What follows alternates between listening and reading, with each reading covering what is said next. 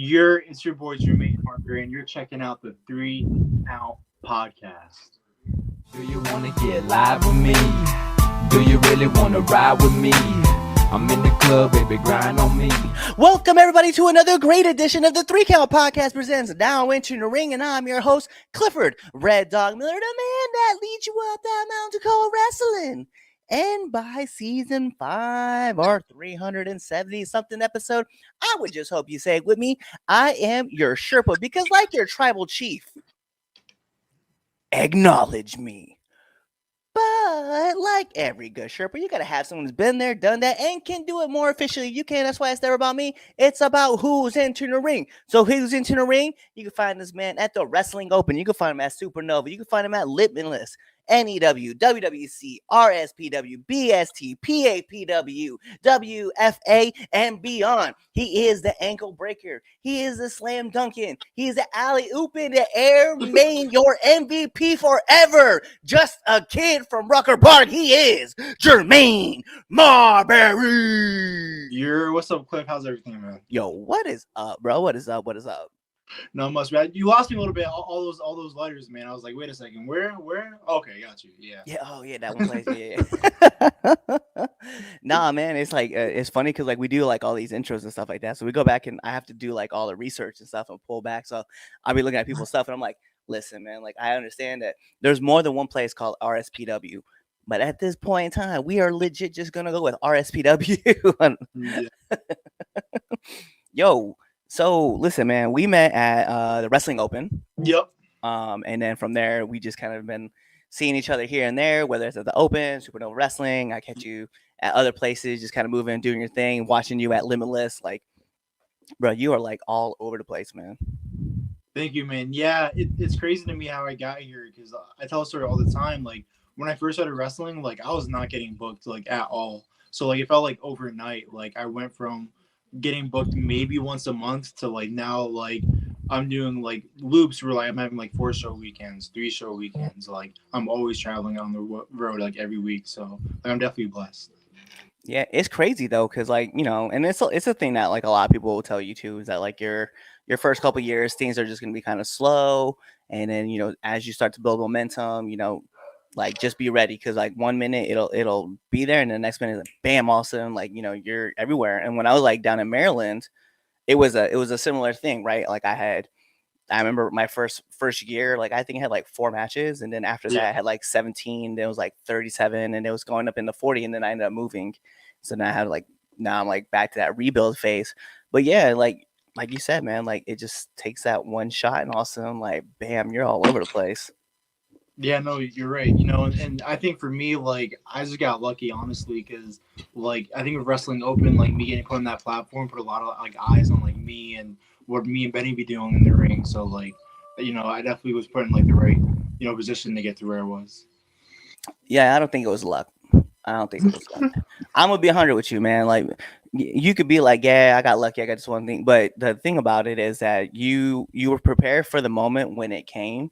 And when that moment you got to show off what you did, like in that, let's be real, man. Think about like how many people come through and do practice matches at Wrestling Open. You know what I mean? And I know like recently they haven't done them in a little bit, but like they give opportunities out. And so when preparedness beats opportunity, bro, like success only comes. And so for you, man, like I've been watching like you hit the ground running. And I watched from there, and then all of a sudden, like every person that you were working, you were putting on banger matches with. So, like, yeah, you earned what you got, man. Don't be like I was lucky.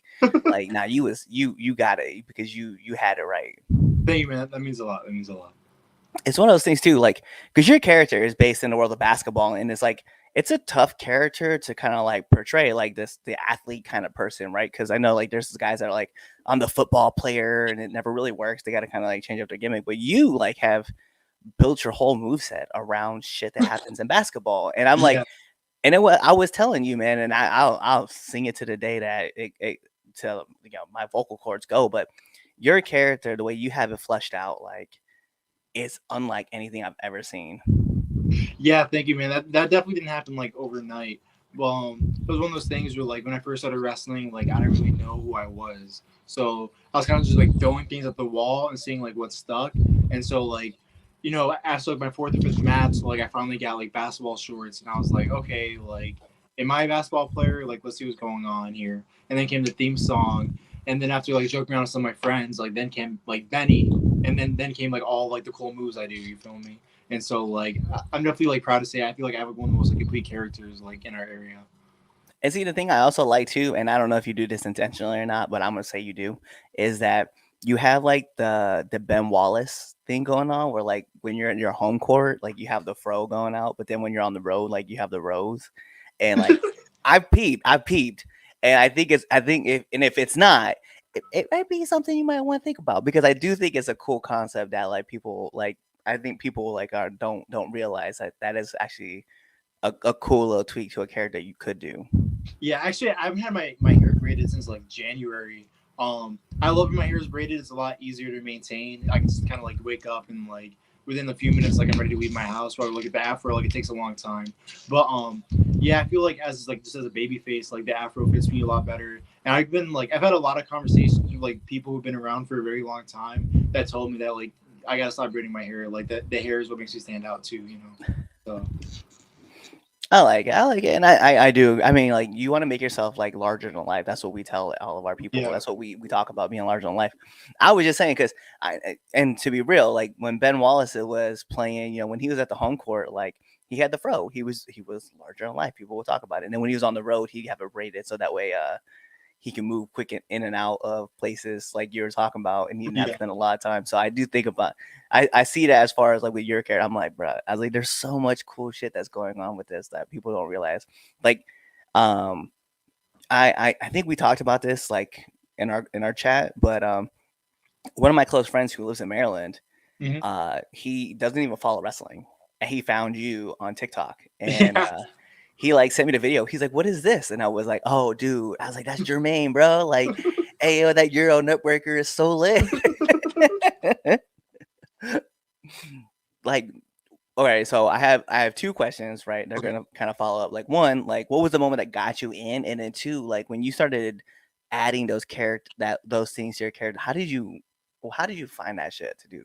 Like the moves, you mean? Yeah. Um, it was definitely like an overtime thing. So like the Eurostep Nightbreaker, I stole I want to say from Austin Gunn. He did on AEW one time, and then like I think he posted on Twitter, and all of a sudden like hella people sent it to me like Hot Dog Starks and Kylon came like you gotta do it. So I was like okay cool. So that's where that came from. And then like my whole like face palm like slam dunk gimmick I do. Uh, I think I got that idea. I don't know if I came up with it or if Chris Battle put me on. I think Kenny Omega does the move. So like that and the Kohana Crusher, like the behind the back, like Bulldog one, I got from Kenny. Trying to think. I feel like there's something I'm missing. The Mamba Splash, obviously, I borrowed from Flash Waller. Me and him were really close, and he got it from TJP. Now I'm doing the crossbody as a finish. So yeah. Yeah. Yo, that's just crazy. Well, what was the moment that got you into the business?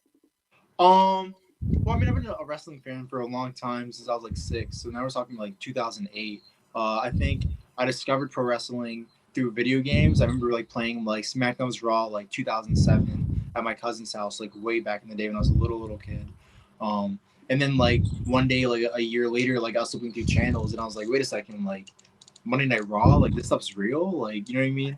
And so I got to know like these characters were actually real people like on TV every week, you know. So I've been a fan for such a long time. And then the moment I decided to join the business, I was in high school. I had to do a project on like what my life was gonna look like after I graduated, and I didn't really have a plan. So I was like, oh, like I guess I'm just be a wrestler, you know? No, that's actually kind of lit. I Yeah. wish I wish in high school like my school did that where they're like, hey, where do you see yourself in 10 years, 15 years? And I would have probably came up with some wild ass story. But Yeah. yeah, we did not. We did not. And I remember going to college too and then just watching wrestling like my whole time, like literally rocking from like 1990 to like currently, like, and just watching seeing wrestling always being around. Like it's funny because you said when you were 6 and it was like 2008, and Yeah. Yeah. that got me because like 2008, like I was in Iraq. So like for me I was like, oh, but that's like I even when I was out in the desert, like found wrestling. And so for me, I finally like pulled the string. I was like, listen, I got out, I graduated, and I did a whole bunch of other stuff. And I was like, you know what, man, I've always wanted to do this. And I was like, this, it's got to be now or never. Because if I wait, I'm going to be like, I could have always tried. And if I do, then at least I could be like, well, I gave it the old college try, and it just didn't Yeah. work out. But I always think about that thing too, where it's like, all right, I think I've done everything I've wanted to do. Like I got to go for this and aim high. Facts. I have a question for you now that you mentioned that. So like when you're like in Iraq, did you ever get a chance to go to like one of like the tribute to like troop shows, like the W shows that you have over there, or? So a lot of their shows were based in like Baghdad as well as and Qatar. And I know if I'm slaughtering that, tough shit. Uh, but they did a lot of those shows out in that way, and that was like further north, like in country. So I didn't really get a chance to ever see them. Although I will share this, I did get to meet Robin Williams, and I thought that was the best shit in the world. So The like, comedian, right? yeah. So Robin Williams, Louis CK Black, sorry, and Kid Rock, like they all came out just to hang out and got to talk with them. And then I got to see Paramore. Okay. They did a show in Qatar for the USO tour, and I got to watch them. And yeah, they sing my favorite song, which is actually "Hero" by Foo Fighters. It's always been around, and they sang it, and I was like, I love Haley Williams way more because of this. Yeah, no, it's awesome, man. Actually, you know what? I don't think I've ever told anybody on this show that. So now you get that, and they get that. So You're welcome. yeah, it was a trip though. So seeing that you've been in for a little bit, man, like, what's the worst bump you've taken? I knew this question was coming. I was watching on some of the podcasts earlier. I don't know if I had like any like real like bad bumps. Not anything entertaining, anyways. Like I've had like ones that are just like for example, I've taken like a belly to belly suplex in a tag team match one time, and I don't know how to this day, like it fractured my thumb. Oh, yeah, I don't understand how. You know what I mean? But I will tell you this. It's not a bump. I remember one of my first matches at Wrestling Open. I think it might have been my third or fourth match. This is like December. It was a big tag team match. It was me, Gabriel Sky, I think Bobby Orlando and Bryce Donovan versus Swipe Right, Brad Bailey and Ricky Smokes, Joe Casio, and Ray Jazz. And I remember we did something in the beginning of the match, and like we're all the baby faces were on top, and we're all celebrating. I remember I went and I stepped on the second rope. You ever seen the clip of like Matt Hardy and Evan Bourne where Matt steps on the second rope and he like falls forward? Like, so I did that but backwards. My foot got caught in the rope, so I was like stuck, like legitimately, and I couldn't get out. And like ref Bill Thompson had to get me out. And thankfully, I don't know how they didn't catch that on camera because I was in there for like a long time. And it was really funny. It was really embarrassing, but like I feel like I've had like little moments like that open, or even my second match there against Danny Miles. The first time I broke anyone's ankles was with Danny. I slam dunked on him after crossing him up, and I went to go shake the ropes. And I just fell on my ass. You know what I mean? Like I remember that. I was there for that. Yeah. No, yeah, but it's funny though because like it seems like because you're way over with kids, like let's just keep it a buck, right? And Benny helps, right? Because like he comes out and the kids get hyped because they see a giant basketball and they get to cheer with them too. And like, yo, I remember seeing you and I was like, yo, I cannot believe they killed Benny. I was like, how is? But then like, obviously like it's wrestling, right? No one really ever goes away. But no, it's fun. It's fun seeing you and then seeing the kids like relate with you and vibe with you because like you just have like this genuine connection. And I think that's I talk about it a few times here, but I was like the biggest part about wrestling that is so much fun is that you have a genuine connection with people and that like you can see who's vibing with you and who's not. And those who vibe with you will get other people to vibe with you too. Yeah. And that's the thing too, is like I train at Paradise Alley Pro Wrestling, and it's like one thing they always teach over there is like whether you're a babyface or a heel, like if you want to get the crowd engaged, so you have to find one person that's like really into like what you're doing, and then they're gonna be like your cheerleader, and they're gonna like kind of dictate the entire crowd. You know what I mean? So like for me, like I just kind of pick out a few people that are like digging what I'm doing, and I'm like, all right, like I'm gonna feed off of them, and then their energy is gonna kind of what's what I'm looking for. It's gonna like affect everyone else. You know? Yeah. So Yeah, it was one of those things. I remember like I was working this match just recently actually in New Jersey, and there's this guy wearing a Dallas Mavericks jersey, and he's yeah, like, "Yo, we gonna win tonight, or we gonna win tomorrow, baby. We're gonna win." Like, what? Shut up, bro! Like, no one cares about Dallas anyway. That place sucks. And yeah, then remind you, we're in New Jersey, and I turn to look at this kid, and I'm also being a heel, and I was trying to look at this kid. I was like, "Why is he wearing a Nets jersey?" And he goes, "You suck." And I was like, "You're adopted." And from that moment, like I found a kid that I was just gonna poke at, and I yeah. just kept antagonizing him. And then like he just he started booing me, his friends started booing me, and then everybody else started booing me. And I was like, I don't care what you guys have to say. It was like, there's a weird lady behind you taking pictures of you. You might want to get that checked out. And Yeah. he's like, that's my mom. I was like, that's your mom? Like, looks nothing like you. Not even the same glasses. Just oh man. What's your favorite story about connecting with the crowd? My favorite story about connecting with the crowd. Um, I guess probably I'll have. I'm debating between two stories. The first one that comes to mind would be my match against Brad Hollister. The first time I fought him for the Wrestling Open title. Like it was like my first like really big match like in my career, and so the fans were engaged like the entire time, and like I've only been wrestling at Open at that point for like maybe like a month at that point, maybe like a month and a half, 2 months. And I remember like after the match, like I lost, and like entire room at Wrestling Open chanting BS because I lost. Like that moment was like so like surreal because like you know what I mean. Like I was never thought like people really believed that I was gonna win the title like that. You know what I mean? Because like a month prior, like no one knew who I was, and now here I am, and everyone's like rooting for me, wanting me to have this big moment. You know? Yeah. Yeah. No, I remember like the lead up to it because I don't think I was at that show that day, but I remember the lead up to it, and yo, the drop kick, like, yo, Yeah. I I just remember like the tweets and everything coming after it. I was like, God bless, because I remember seeing it, and then Brad like going like this, and I was like, "Oh, that was just a great sell," and I just didn't think anything of it. Yeah. Did you And then see? like, So yeah, you saw his promo when he was after his surgery. yeah, dude, he was holding it, he was just like, he's a big jerk, and I don't think he deserves to get a title shot. Yeah. And like Valentine's Day was coming up, he was like, I hope you have a lonely Valentine's Day. And I'm like, I was like, oh Lord. Yeah, I was like, damn. I was like, but it was such a pretty drop kick. I was like, I couldn't like, hey, it is what it is, man. I felt bad, but I was like, whatever. Yeah, I usually have pretty decent drop kicks, but that's probably like that had been like my best one ever. Like I don't know what it was about that moment. It's like it was just the height I got was just crazy.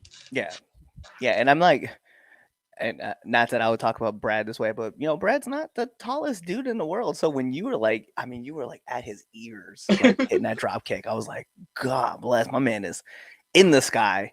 I was Yeah, like, I could only imagine falling that long, and you're just like, oh man, I've been up here for a while.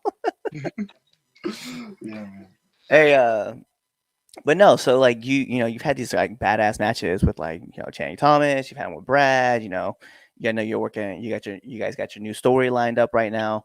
It's been wild, man. But has there been a moment where you sat back and you're like, whoa, like this is where it's at? Like I this like working a person that you're like, oh, I feel like I'm here now. Um, no, I think the first time I ever felt like that was with Hollister, especially like because me and him like we worked together for like over like two, maybe almost like 3 months. You know what I mean? So like it's one of those things where like I had my debut at Open, and I got thrown into like a bunch of random matches where I was like, okay, here I am wrestling Danny Miles. Okay, here I am wrestling Brad Beeler. Now I'm wrestling, whoever, whatever. Boom. Now I'm in a battle royal. Okay, now I'm winning this battle royal. Now I'm in the main event. Like what? Like all right. And so I have the mindset of like, okay, like after this feud's done, yeah, after like this first title match, like that's it. You know what I mean? Like I'm probably gonna take a step back. Probably not gonna get booked every Thursday. Like what else are they gonna do with me? And now I had a whole another month stretch after the first title match where okay, like, we're continuing this. I'm getting another title match, and it's like a gimmick match too. I'm like, okay, cool. Like it was one of those things where I'm like, this place kind of believes in me, and like that moment, I was like, wow, like I don't know. I feel like that's what one of the most that made me feel like wrestling up is like really like my home.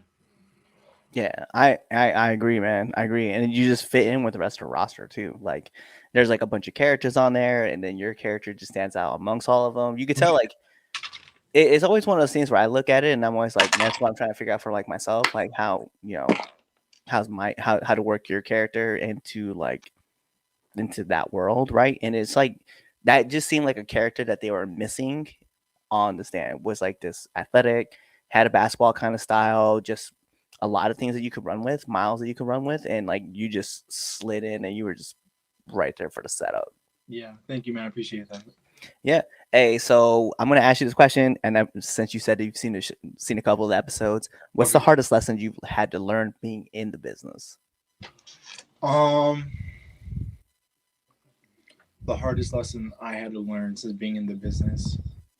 Um, I think honestly, and like I don't mean to sound like that guy, but like it's one of those things where like I learned I can't bring everyone with me, and in the sense that like I trained and I came up with like a lot of people, but like I have to understand that, like not everyone's gonna get the same opportunities or have the same success that I am. You know what I mean? Like there's so many people who like I love to death, but like they just don't work hard enough to get those opportunities. You know what I mean? And like it just sucks because like there's so many times where like I'm traveling, so now I'm in locker rooms with people like I don't know, and it's like damn, like I wish my boy was here, but like he's not putting in that work. You know what I mean? So it's like, what can you do? Yeah, and that's a. I remember when I got taught that lesson, right? Like, not everybody's gonna be going with you. Yeah, Um, I actually learned it here on the show. I never heard it before, and so when I got kind of taught, like, well, and that's, I mean that's in the wrestling aspect. In life was always a thing that I had learned like the hard way. Like I was like, oh, where like I want to bring everybody up, but nobody else wants to come up, so I don't want to. I'm not gonna force them. But I remember when I got taught that here on this podcast. I was like, damn, bro. And I started looking at my circle, and I was like, who doesn't want it? I was like, if yeah. you don't want it, you don't need to be in my corner. You can kind of just no offense. You can go from like that fun, hey, we on the same team to you're in the friend zone, bro. Like you Yeah. can stay there and enjoy, but I'm like you have admirations and desires and you have things that you want to inspire to be and like yeah, man, we don't have time to like sit back and wait for you to want to do it. And it's tough too because like even like wrestling, like your reputation is like so important, you know what I mean? And so like if you're like vouching for certain people, you're like, oh man, like put this guy on your show, whatever, you know what I mean? And they show up and they're out of shape or they get gassed or they're just putting on crummy matches or crummy performances, you know what I mean? Like it's a bad reflection on you and then like kind of waters down like your words because your words have less meaning then, you know what I mean? And so it's like you kind of have to almost like pick and choose like who you stand up for sometimes and it sucks, you know? Yep. Yep. And Yeah. I always joke about it. My big joke is that anytime I debut somewhere, like some shit always goes wonky. Like, Yeah. it always does. It doesn't change. It always just goes wonky for some reason. And then I'm like, all right, man. The second time you bring it back, I'm like, all right, man, we doing better. And then it just kind of goes from there. But yeah, I always talk about it. Like I was at this place, actually, it's a place AAW, right? Uh our match was supposed to be 8 to 10 minutes, right? Curtain to curtain, tag team match. First two people came out, and I love them. I love my people to death, right? But they spent the first 3 minutes just coming out for the entrance, and so when my theme song hit, I had the shortest entrance. I was legit. I came out, I said some things, walked around, act like I was gonna shake hands, but I moved quick, got in the ring. I probably spent it was the shortest intro like I've ever done, like maybe like 30 seconds, like in and around, and I was waiting, and then like other person came out, and then we ran our match, and literally, like in the middle of the match, they wouldn't even admit we were at the beginning of the match. I heard the ref go home. I was like, Yeah. word. I was like, because we ate so much time on these intros. I was like, bruh. I was like, whatever. So yeah, we went home real quick, and then I was like, it is what it is. And so the promoter was like, no, I like you, I like your energy, you're doing a great job. Like, yeah, we're gonna have you come back. And sure enough, they sent me a message and was like, hey, we want to bring you back at our next show. And I was like, cool.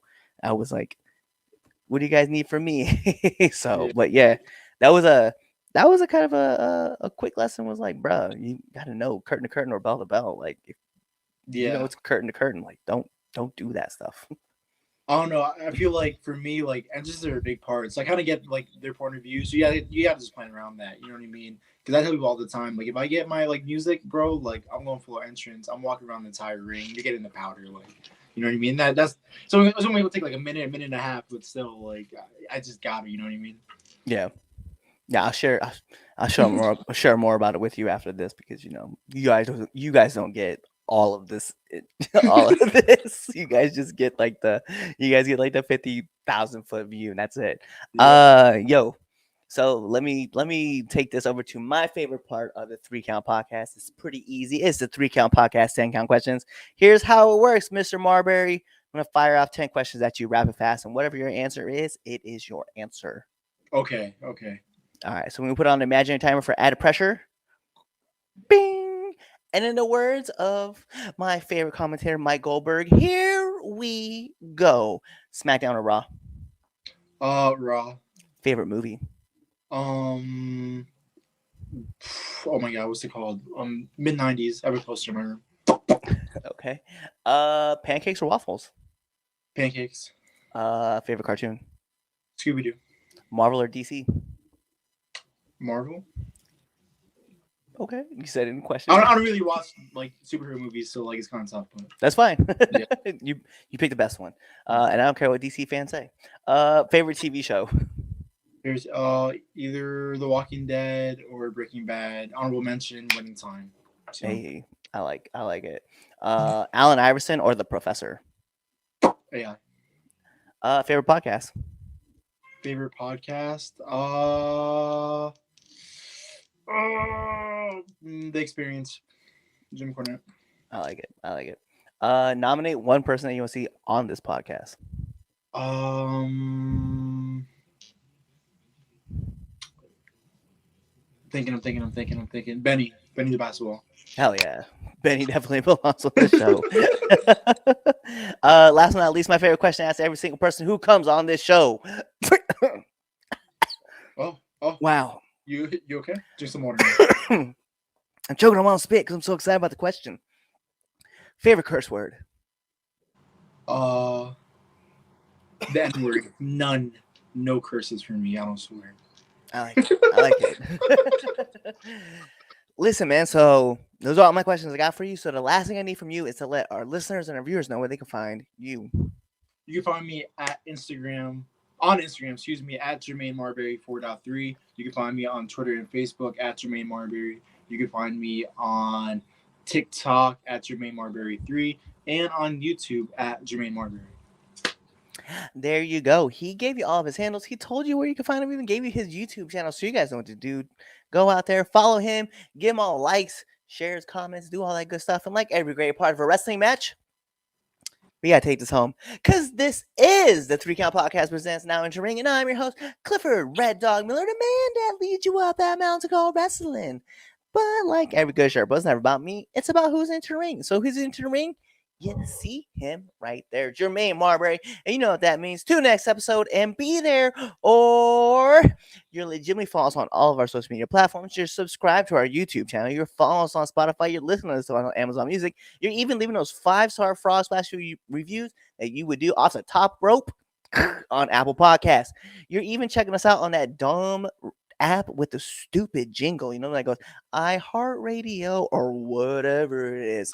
You're buying off our merch off of ProWrestlingTees.com or ForYourWear.com. You're giving us the likes, you're giving us the follows, you're giving us subscribes, you're giving us the shares. You're telling your mom about us, you're telling your dad about us, your aunties, your uncles, your cousins, your sisters, your brothers, your best friends, and your enemies, because we love haters too. You're doing all that stuff, or really you're just waiting for this outro, and then you're choosing another episode to listen to. Yep. Kawaii.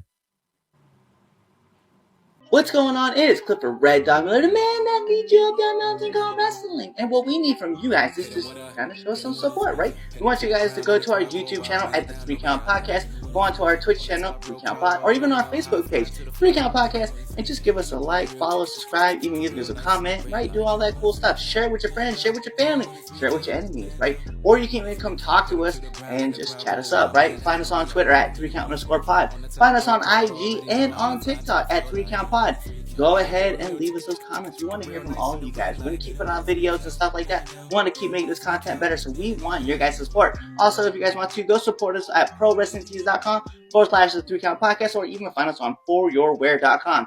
Give us the support. Show us your guys' love, because we want to give it right back to y'all. So, in the meantime, between time, love y'all.